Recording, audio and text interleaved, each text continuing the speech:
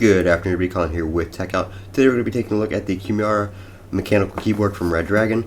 I picked this up on Amazon for under $50. The white model retails for about $49.99, where the black one retails for about $42.99, and there are other options available that are non-RGB, which are a little bit cheaper.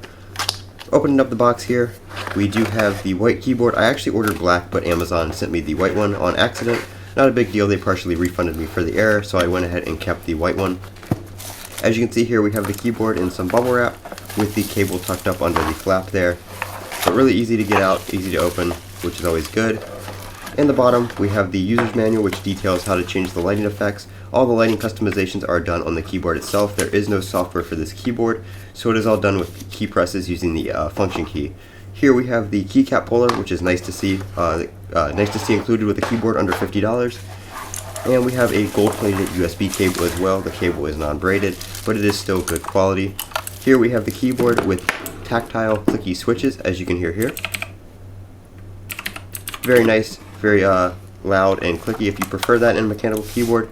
This is the Kumara Redragon keyboard. This is Colin with Techout. Don't forget to comment, rate, and subscribe. And as always, have a great day.